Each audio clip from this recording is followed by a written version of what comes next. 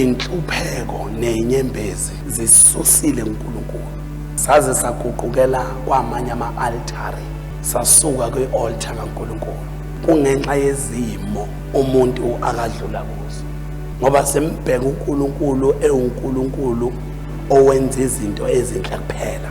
Mawubhala ufeyila uphi uNkulunkulu, uma u-aplya ungaqashwa uphi uNkulunkulu. Wathi wakhe indlu yakho kwafika umoya aphephuka, aka-exist uNkulunkulu. Size sibuzane sodwa sithi athi omunye ungiflathele uNkulunkulu. Sinyakaziswe izinto ngoba uNkulunkulu sammeja amabuthelezi ngokuthi usenzele ini. Uma uNkulunkulu kungekho kuhle okwenzeka empilweni yakho, umzi umuntu esethi uphelelwa amandla ngenxa yokuthi akukho kuhle okwenzeka kuye. Kwake kwafika isikhathi esijulile safika ku-Israyeli, lesi sizwe sikhishwa encindezelweni. Iminyaka ngeminyaka siphansi kwencindezelo yesizwe saseGibhithe. Bheka uNkulunkulu esefikile, ushela kuMoses wathi bheka, sengizwile ukhala kwabantwana bami bakwa-Israyeli besecindezelekeni eGibhithe. Wathi mina ngiwuNkulunkulu ngehlile ukuzobaphula noma ukuzobakhipha phansi kwencindezelo. Wena Moses uzobuyela emuva uyokhipha lesi sizwe ngoba sengizukukhala kwaso. Lithi iBhayibheli ngempela uNkulunkulu wamkhipha uIsrayeli. Bambona uNkulunkulu ehamba nabo, bambona ngemangaliso ezehlukene. Ehlane wabonakala uNkulunkulu kubo. Wake wabonakala insika yomlilo, wabonakala ifu, wabonakala amanzi engasekho, wabonakala uIsrayeli sewulambile. Wafika uNkulunkulu sebebhekene nolwandle olubovu, wazozibonakalisa uNkulunkulu. Bafike elwandle emabuthelezi, indlela isekho.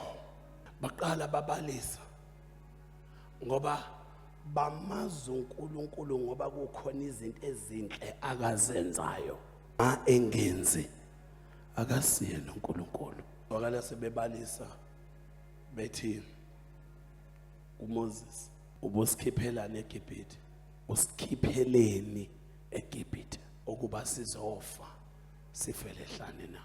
Uthi uMoses kwisizwe sikaNkulunkulu ekubaliseni konke sebemsolile uNkulunkulu, baze bamsola nangokukhuluma kwakhe, bamgxeka uMoses, bathi bekungcono lenhluphe kade sikuyo. Bathi eGibhithe ebekhona ngisho amathuna bona ukuba sofele ehlane.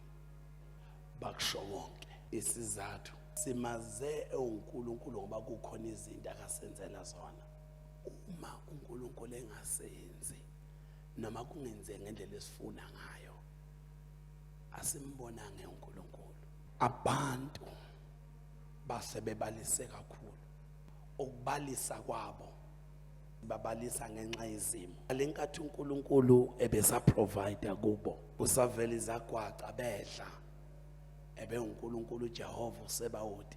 Alenkathi umuntu ethi ngiqashiwe namhlanje ugijima yonke indawo athi uNkulunkulu yena.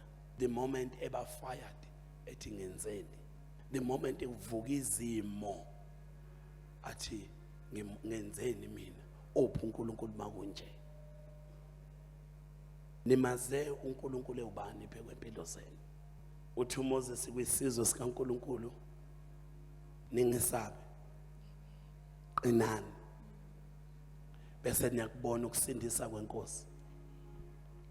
Ukhuluma nabantu engasadingi ukuthi bashunyayezwe ngoba bambonile uNkulunkulu. Kodwa izimo ziyamsusa umuntu uNkulunkulu. Umuntu uma ehlelwa izinto uyamthuka uNkulunkulu, aze athi umuntu uNkulunkulu usukile kimi ngenxa yokuthi kunezinto esezimehlela umuntu, asuke ebukhoneni bakhe ngoba sazi ukuthi uNkulunkulu ngoba konke kukuhle. Silahlekelwe na ukuthula.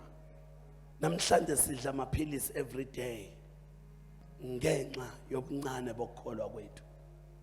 Kuthiwa namhlanje une-stress, ukuyi-depression, ngoba uthathe isimo wasenza saba sikhulu kunoNkulunkulu kuwe. Nimaze uNkulunkulu ewubani phekwempilo zenu? Babe ithemba liyaphela, liqedwa yini? Methembeni uNkulunkulu.